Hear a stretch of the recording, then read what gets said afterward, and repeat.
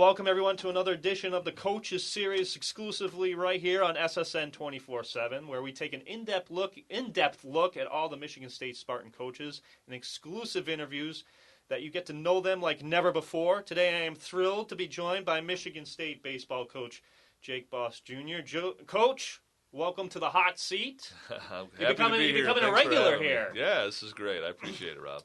Finished up your 7th season as at the helm of the program, which ended 34-23 overall and a third-place finish in a very competitive Big Ten conference on the diamond.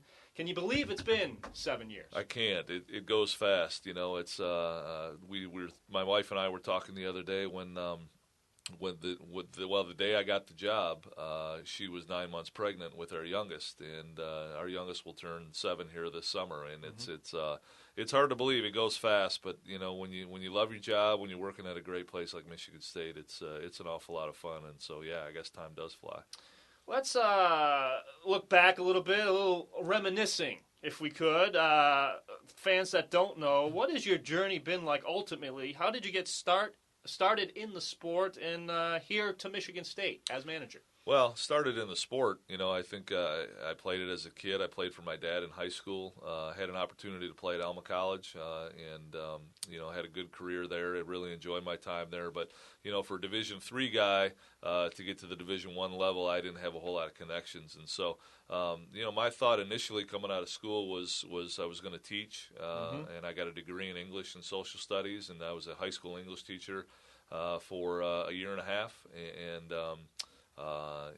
enjoyed that. I was a varsity baseball coach at Weberville High School my second year in teaching, at 23 years old was a varsity head coach and really enjoyed that as well. The classroom part of it I wasn't as big a fan of, I guess, and so I was young enough, I was unattached, that I thought I would try to get in at the college ranks, and I accepted a job really sight unseen at Iowa Central Community College in Fort Dodge, Iowa, and was out there for 2 years.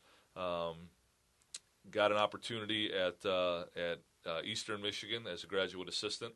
Was a grad assistant for 1 year and then walked into the full-time assistant job after that first year and continued on at Eastern Michigan for 7 years as an assistant there, and then kind of started to build up, some contacts on the recruiting trails and things like that. Ultimately the goal was to be a head coach in the Big Ten, and so in order to do that, I knew I had to get into the Big Ten, and so I took an opportunity to go to Michigan as an assistant for 3 years, and we had some pretty good ball clubs down there, and our family was still in Southeast Michigan at the time, and so I didn't have to move, didn't have to uproot my family. That's huge, isn't it? Pretty good, pretty good situation for my wife and I and our kids, and so was there for 3 years. Then there was the head job opened up at Eastern Michigan, and again I got to change jobs without uprooting the family, and went to Eastern Michigan for 1 year and had a roller coaster ride that 1 year, but it ended up with a MAC championship, and Mark Hollis called a couple weeks later when the job opened up here, and I was only the head coach at Eastern Michigan for 1 year, and accepted the job in early July of I think it was 2008. How has it been? How you mentioned that your dad, Jake Boss Sr., coached you in college. What were some of the things? How did that go? Well, it was. I grew up in the dugout. I was my dad's bat boy for his high school teams, and then when I got to play for him in high school, it was. It was tough, I think, for both of us, probably because I wasn't very good, to be honest with you. Had I been a better player, it probably would have been a lot easier. But right. I started my junior year with some high expectations and didn't play very well, and kind of put my dad in a tough spot where looking back, the best thing that he could have ever done for me was ironically, he benched me about 3/4 of the way through the year, and that was tough at the time. But sure.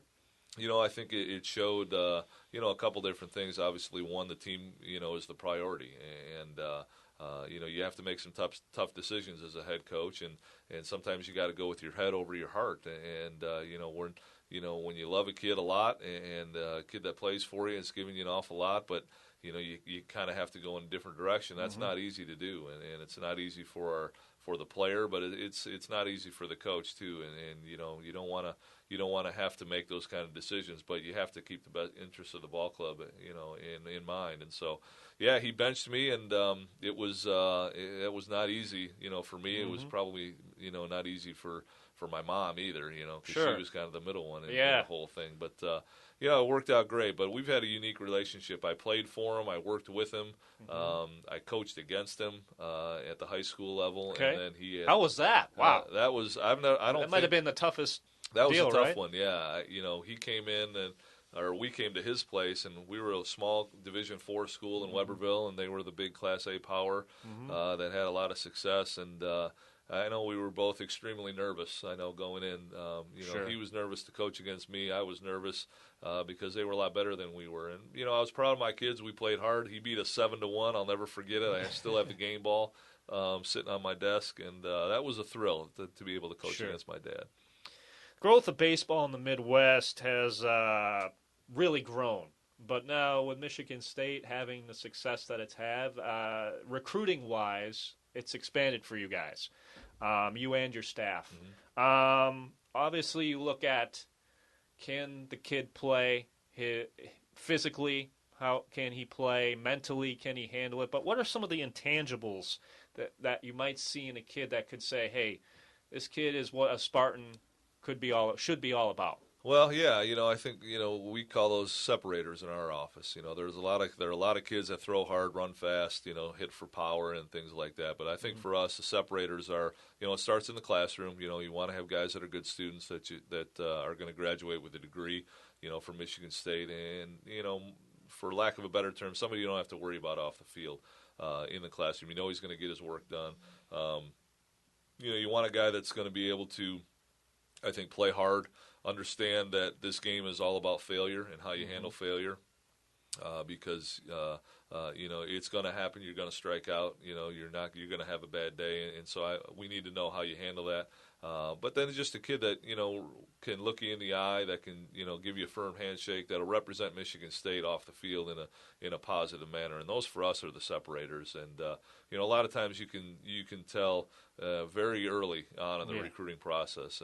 You know, we try to get there before the other team gets there, and you try to watch a kid walk off the bus and how he handles himself when he stretches and warms up. And so it's all those other things that maybe, you know, the fan doesn't necessarily see, but that's the stuff that, you know, is going to make or break your ball club sometimes. Has there been a moment, and I'll even put it out for your entire coaching baseball career, or even you as a player, has there been a moment or a player or a coach, obviously your dad has a big influence, that has really changed you in a positive way as a person? Well, yeah, I think, you know, every year I think you're changed by your ball club a little bit in a positive way. You know, I think we're always trying to learn. I think this year's ball club, and especially the senior class, has taught me a lot about myself as a coach, you know, specifically probably how to communicate a little bit better with my guys. And I think I'd like to think I got better at that throughout the course of the year especially. But, you know, you go back to, you know, there was a kid when I was at Iowa Central Community College named Brad Schwartzbauer, who was probably at the time the most talented kid that I had ever coached. You know, and just kind of watch how he went about his business. You know, you go back to Eastern Michigan when I was an assistant there, and a kid named Brian Bixler, who ended up playing in the big leagues. You know, real soft-spoken kid, but again, you know, just kind of kept his mouth shut and worked hard, and always found the right time to do the right thing during the course of a ball game. You know, at Michigan, we had a really talented group. You know, understanding how to coach a kid like a Zach Putnam or a Chris Getz, who both ended up playing in the big leagues with all kinds of ability, but maybe, you know, personality-wise, we're completely different. You know, and what goes into coaching those guys from the standpoint of getting the best out of them both on and off the field. You know, those two guys I think probably come to mind, and both great kids. You know, and then coming here, you know, we're going back to Eastern Michigan. You know, a kid named Matt Shoemaker, who's in the big leagues right now. You know, had a tough go of it. You know, got hurt. He broke his wrist and his glove hand in January that year, and so we had to close him early because his arm wasn't in shape yet. And then he started for us. He went undrafted and really ended up signing a free agent contract, and the next thing you know, he's in the big leagues. Yeah. And this is a great story. But great kid, great family, and learned a lot from him about perseverance and what your family structure and means to you and how important that is. And then you go back to our first year here with a guy like Nolan Moody, who threw a no-hitter in the first game of our new stadium, whose father was dying of cancer at the time, and just to watch how he and the rest of that group handled themselves that entire year when we came in and changed an awful lot of things, but these guys really bought into it and kind of set laid the groundwork for the program that we have today. And you could go on and on and on. You just very fortunate to coach a lot of neat kids and be a part of a lot of neat families. Well, the next question, you might have answered the first part. The most rewarding thing about running a D1 baseball program, you probably just hit upon that a little bit. And on the flip side, maybe the most difficult or the most challenging. Well, the most rewarding thing about it, there are an awful lot of them. I mean, to get to put on the green and white, first of all, for me, it was a dream come true, and it's something that I dreamed about when this coaching thing started. But even as a kid, being a Spartan fan, growing up in the Lansing area, just always wondering what it would be like to be a part of, an athletic department like this, and then now getting a chance to do it and involve my family in it too. And my kids have been able to experience some pretty neat things. My wife's got some great relationships here with other coaches and their wives, and so that's been absolutely awesome. To get to compete in places all over the country, UCLA, Texas A&M. I mean, some of these very high profile, big name schools is something that never gets old. I think it's a lot of fun, and to compete against the best talent in the country, I think is a great challenge. And there's some outstanding coaches out there as well. And while we don't take the field, the chess match is an awful lot of fun in the dugout. And so it's just it's an awesome job. It's a great place to be. The challenges probably are the time away from family, and we've tried to, my wife is a saint, and she keeps things together the majority of the year while I'm off on the road doing what I do, and we've got 3 kids, and so carting them around and getting them to what they need to go to and giving them opportunities is something that's our job as a parent to do. But she really keeps it together, and she's awesome at it. But we try to do some things where we take the kids on the road or take the family on the road with us for a trip. I got to take my son out to Oregon this year, and I've gone to South Africa a couple times with my daughter on Athletes in Action, mission trip. And so it's awesome to be able to include them in what we do. And my youngest is only 6 years old right now, but she'll be able to experience a lot of that stuff as she gets older too. Awesome stuff. Awesome stuff. What can we expect from the program starting next season? Give the fans a little sneak peek, if you will. Well, I think we're going to pitch it real well. I think we've got a lot of arms back and a lot of very talented arms back. And, if we can, I feel like we're going to be in the ball game. We'll be in every game that we play, regardless of who we're playing. We're just going to need to be able to scratch and claw, a couple runs across the board here. And, I think we'll be better offensively, probably, as the season goes on. Okay, wow. It's not going to happen early, I think. But, you got guys like Brandon Hughes back, who's going to be a heck of a player here for us. Chad Raskelli, I think, is going to continue to get better and better. We're bringing in a couple junior college kids that I think are going to be ready to play, right away. Alex Troop, I think, is going to be better offensively. Zach McGuire is going to have a big role in next year's ball club, and I think when he gets consistent at-bats, he's got a chance to be an outstanding player for us as well. So, it'll take time. We'll certainly be better at the end of the year than we are at the beginning, would be my guess. But, I think we have a chance to put up some numbers next year offensively, given the fact that we continue to work hard, which I know our guys will.